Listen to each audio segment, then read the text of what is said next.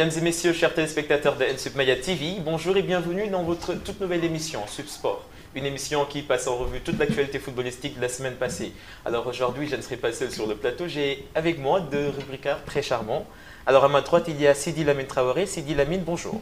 Oui, bonjour Mamousman, bonjour chers amis téléspectateurs de NSUP Maya TV. Et en face de Sidi, nous avons aussi Tamsir Ba. Tamsir, bonjour. Bonjour Ousmane, bonjour à ceux qui nous regardent. Merci. Alors aujourd'hui, nous allons parler, mesdames et messieurs, de la Ligue des champions européenne. Après, nous parlerons aussi des compétitions africaines qui vont reprendre, bien sûr, après la longue crise du coronavirus. Mais après, en deuxième partie, mesdames et messieurs, vous aurez en focus le FC Barcelone, la crise au FC Barcelone, plus précisément. Alors, Sidi Lamine, la Ligue des champions voit ses phases de poule se terminer désormais. On a eu de très beaux matchs hier, beaucoup de finales pour la 6e journée de la Coupe aux Grandes Oreilles. Alors, on a eu quelques surprises. On va y aller avec le match Salzbourg-Atlético Madrid. Oui, Mamousman, effectivement, à Salzbourg, l'Atlético Madrid n'avait besoin que d'un nul pour accompagner le Bayern Munich au tour suivant.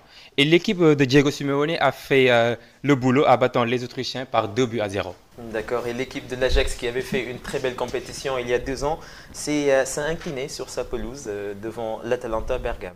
Oui, l'Atalanta Bergame continue d'étonner son monde. Un but tardif du Colombien Luis Muriel a permis au modeste club de Bergame de battre l'Ajax par 1-0 à Amsterdam ce mercredi et de s'inviter en 8e de finale pour une 2e année consécutive. Parfait. Alors les Marseillais, nos amis français, alors ils avaient fini de faire l'exploit, hein, on va appeler ça un exploit. Ils avaient finalement réussi à s'imposer face à Olympiakos. Alors cette fois-ci sur la pelouse du Manchester City, c'était un peu plus compliqué. La marche était trop haute pour Marseille, qui s'est logiquement incliné par 3-0 sur le terrain de Man City et termine au dernier rang du groupe sans avoir réussi à accrocher la 3e place, synonyme de Ligue Europa, qui échoua à l'Olympiakos. Tout à fait. Alors, l'équipe qui va être l'objet de notre focus aujourd'hui, l'FC Barcelone, s'est malheureusement incliné face à la Juventus de Turin au Camp Nou. Oui, malheureusement, Mamousman, c'était le choc de la soirée du mardi en Ligue des Champions. Cristiano Ronaldo qui retrouvait Lionel Messi et l'FC Barcelone pour la première fois depuis 2018. Un rendez-vous attendu par les amoureux du football. L'FC Barcelone avait pour mission de s'assurer de conserver la première place, mais a complètement coulé face à CR7 et compagnie. En fait, les hommes de Ronald Koeman sont tombés de haut sur un score de 3-0. 3-0, c'est quand même écœurant de voir ce genre de match se terminer sur ce genre de score, alors qu'on a Messi à côté et tout. Mais nous en parlerons lors de la deuxième partie. Alors très vite, nous allons parler du très mythique club anglais, Manchester United, qui s'est incliné aussi sur la pelouse des Allemands de Leipzig. En effet, Leipzig, demi-finaliste de la dernière édition de la Ligue des Champions, s'est qualifié ce mardi pour les 8e de finale en battant Manchester United par 3-0.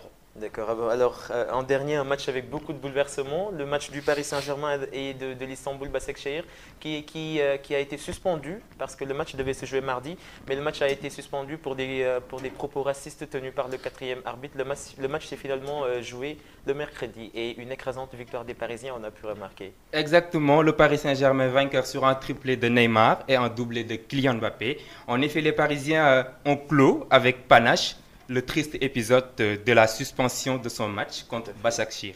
Stoppé mardi lorsque l'entraîneur adjoint du club turc, Pierre Webo, a accusé un des arbitres de propos racistes. Tout à fait. C'est quand même triste de voir que le monde du football est encore taché, on va dire, par ce racisme-là qui ne cesse de prendre des ampleurs. Mais bon, espérons quand même que ce problème soit juste une histoire passée. Maintenant, très vite, nous allons parler des qualifiés de la Coupe aux Grandes Oreilles. Oui, Mamousman, nous avons maintenant les qualifiés et les premiers du groupe sont PSG, Bayern Munich, Borussia Dortmund, Juventus, Manchester City, Liverpool, Chelsea et le Real Madrid. De gros calibre.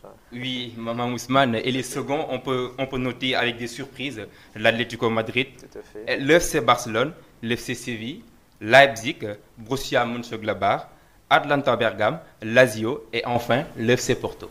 Donc, mesdames et messieurs, vous pourrez aussi voir sur la grille tous les résultats de cette 6e journée de la Ligue des Champions. Et nous pourrons donc peut-être espérer avoir une rencontre explosive entre le Bayern de Munich et le FC Barcelone. Pourquoi pas? Oui, Mamousman, nous aurons peut-être la revanche, qui sait. Peut-être que le Bayern de Munich va encore battre le FC Barcelone ou bien l'FC Barcelone prendre sa revanche. On ne sait jamais. D'accord. Alors c'est ceci, mesdames et messieurs, qui va clore cette page de Ligue des Champions. Alors nous allons passer à Tamsir. Tamsir, qu'est-ce que tu as préparé pour nous Aujourd'hui, on va parler du football africain, particulièrement de la Ligue des champions africaine de football et la Coupe CAF des deux clubs sénégalais qui sont engagés dans cette compétition. On va parler du Teungueth FC et du Diarap.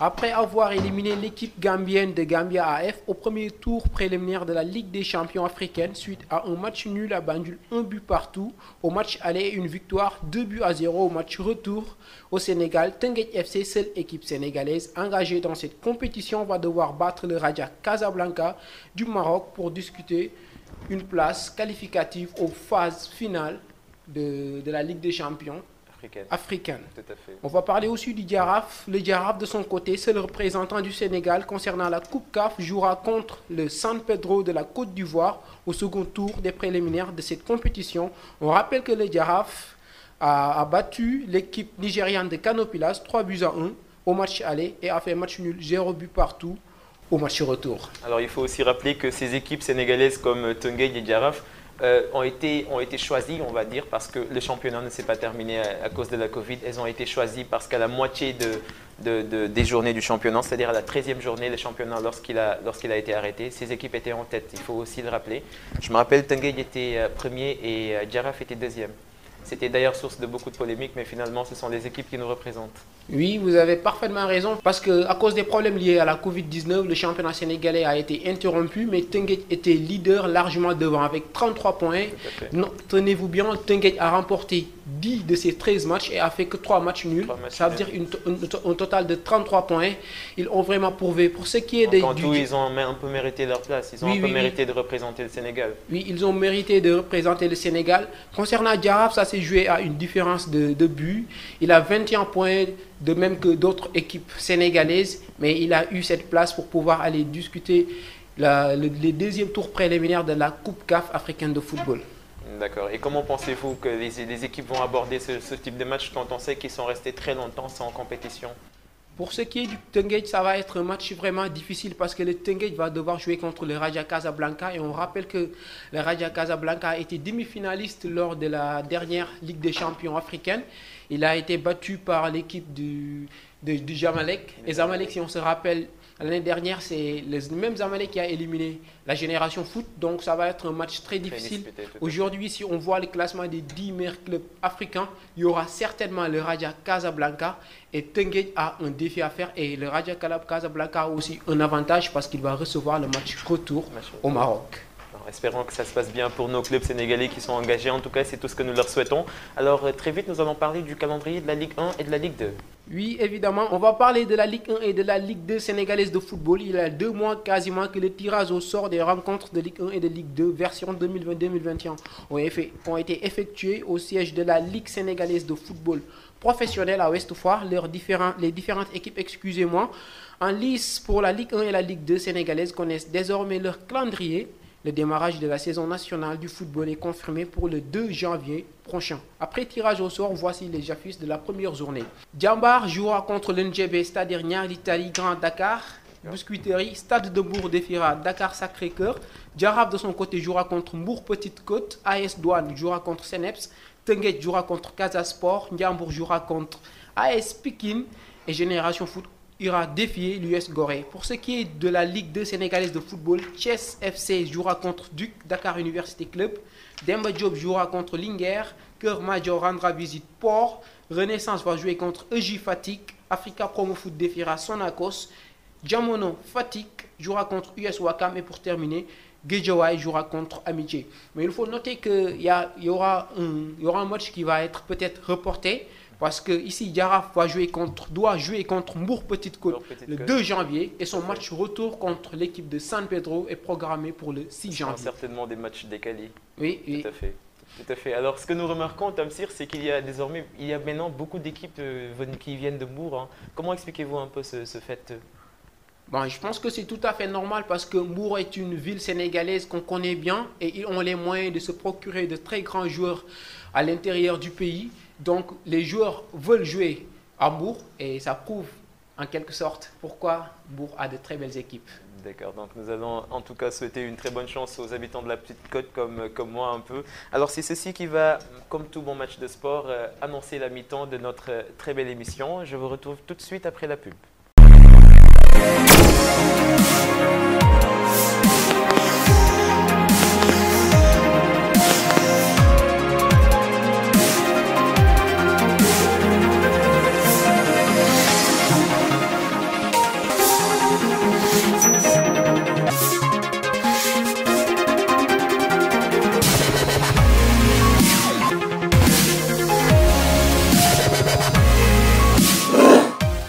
Alors, mesdames et messieurs, de retour sur votre plateau Subsport. Alors, comme je vous l'avais annoncé en première partie, cette deuxième partie va s'intéresser. Cette deuxième partie va faire un focus sur le club très mythique, le très grand club que tout le monde connaît, le FC Barcelone, qui est actuellement en période de crise, si je peux me permettre, Sidi Lamine. Oui, exactement, Mamoussman. Le FC Barcelone est en crise, sportivement, économiquement surtout. Alors, le FC Barcelone aujourd'hui est à la 9e place avec 14 points et même s'ils ont 2 matchs de retard. Et le FC Barcelone compte dans ses rangs plusieurs blessés comme Gérard Piqué, Sergio Roberto, Samuel Umtiti qui vient tout juste d'avoir le feu vert et Ansu Fati. Et ce qu'on peut dire sur le FC Barcelone, c'est que c'est une équipe actuellement qui doit faire une réduction de sa masse salariale d'environ 30%. Alors oui, Sidi, quand on sait que les joueurs ne vont pas recevoir de salaire jusqu'au mois de juin, ça fait quand même froid au dos. Quand on connaît le Barça et les difficultés financières, ce n'est pas ce qu'on a l'habitude d'entendre. Effectivement, Mamoussman, le FC Barcelone est en crise et ce qu'on peut dire de la crise, c'est que la crise est surtout économique.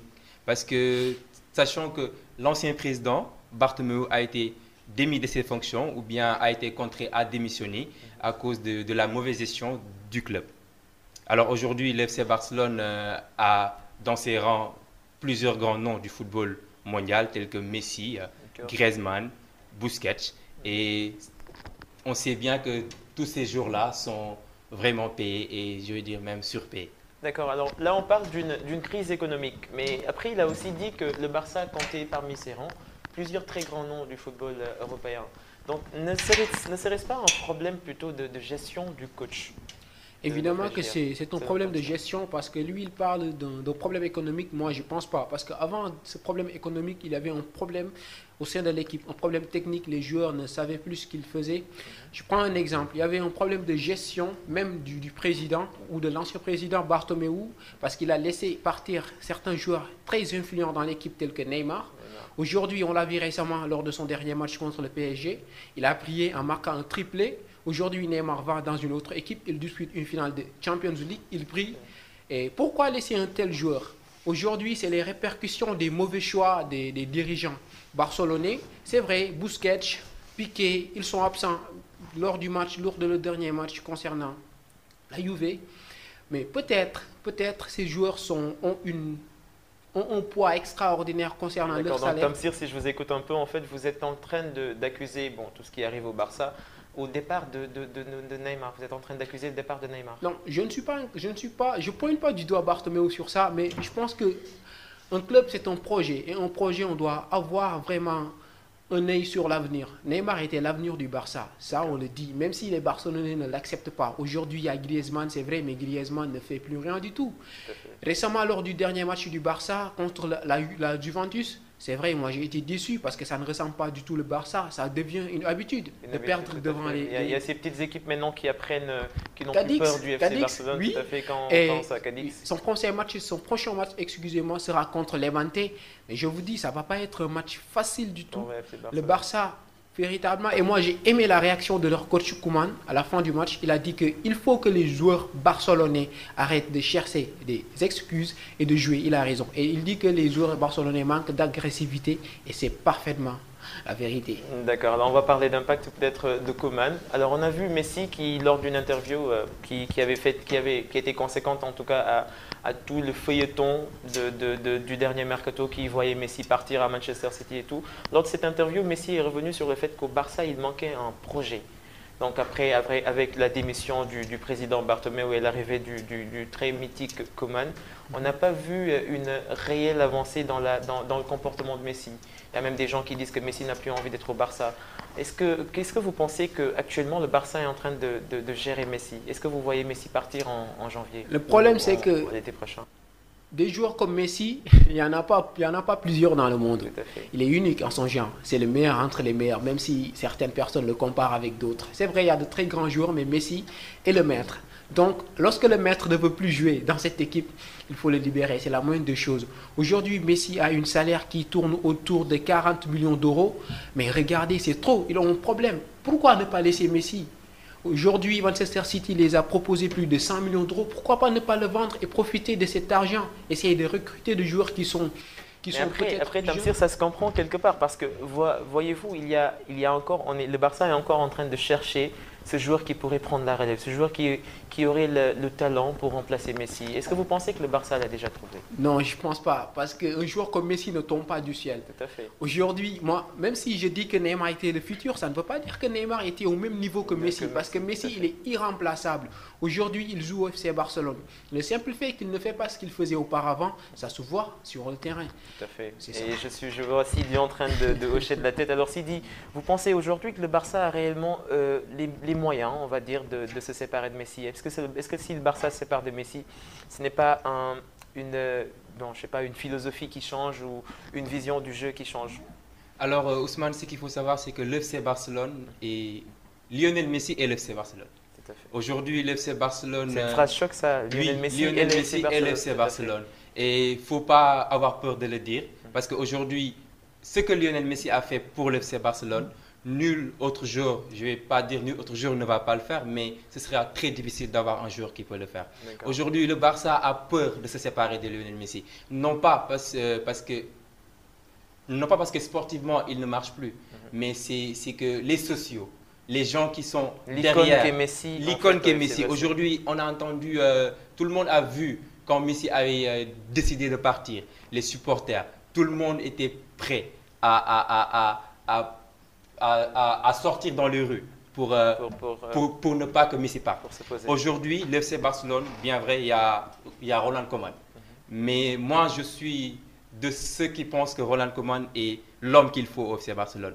Malgré qu'il y a d'autres qui disent que non, il ne peut pas. Mais le système amené aujourd'hui avec 4-2-3-1, ça peut bien marcher.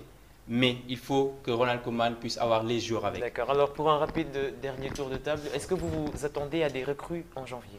Oui, bien sûr, le FC Barcelone, ils sont actuellement à la recherche d'un défenseur et d'un attaquant. Aujourd'hui, on parle de Memphis Depay pour l'attaque et d'Eric Garcia pour la défense. Et il y a même aussi Alaba de Manchester United, de Bayern Munich qui a été annoncé hier. Et il y a la guerre entre les présidents les potentiels présidents qui veulent prendre l'équipe. Et chaque président est prêt aujourd'hui à... C'est devenu une arme en fait Exactement. On parle de Neymar, on parle de Alan, on parle de Mbappé même. Et l'FC Barcelone en a besoin. Mais l'FC Barcelone pour moi a surtout besoin de rajeunir son effectif. Son effectif, tout à fait. Quand on sait aussi que l'FC Barcelone a une moyenne d'âge de 25,2 ans. Donc on ne peut pas parler réellement d'un vieillissement de cet effectif. Oui, on ne peut pas parler de vieillissement. Mais aujourd'hui, l'FC Barcelone ne donne pas la chance aux jeunes. On a juste vu Ansu Fati, Pedri. Mais il y a le talent, notre talentueux, je veux dire, Riqui Puig, qui avant-hier, on l'a vu sur le terrain. Oui. C'est le potentiel remplaçant pour moi d'André Iniesta et il mérite de jouer. Et je me pose un peu cette question, Tamsir. Pourquoi Riqui Puig ne joue pas? Bon, le coach a ses raisons, il fait ses choix. C'est comme ça dans le foot et il faut respecter les raisons du coach. Parce que, par exemple, moi, j'aurais aimé que Luis Suarez ne parte pas du FC Barcelone. Moi, je vois le FC Barcelone jouer et je dis que Suarez manque à cette équipe. Oui, c'est ça. Et peut-être Koeman a ses raisons valables pour ne pas faire jouer Riqui Puig. Mais peu importe ses raisons, dans le club, il n'y a pas de raison personnelle. Tout ce qu'on fait, c'est dans l'intérêt de l'équipe et on doit le faire comme ça. Tout à l'heure, il a parlé du classement du Barça, 4-2-3-1. Écoutez, le problème, c'est que le 4-3-3, c'est l'ADN du FC Barcelone. Plusieurs trophées cette équipe a remporté avec ce classement. Pourquoi le changer du jour au lendemain? C'est impossible. Le PSG a essayé, a échoué, est revenu au classement de départ. Et c'est comme ça. Et j'espère que je prie pour le FC Barcelone parce que véritablement, ils en ont besoin de prière. Il y a un risque de se faire éliminer au 8e de finale parce que arrivé deuxième. Et c'était sans faute jusqu'à la 6e journée, sans faute. Le Barça avait réussi à faire l'impossible, une chose qu'aucune équipe européenne n'a fait. Le Barça, excusez-moi, l'a fait. Il arrive aujourd'hui deuxième de sa poule et ça ne va pas être un match facile. Ça va pas être facile, tout à fait. Alors, mesdames et messieurs, la régie me signale que le temps est terminé. Donc, c'est ceci qui va mettre fin à votre toute première émission Subsport. Alors, vous pourrez donner vos avis sur l'FC Barcelone en commentaire. D'ici là, portez-vous bien.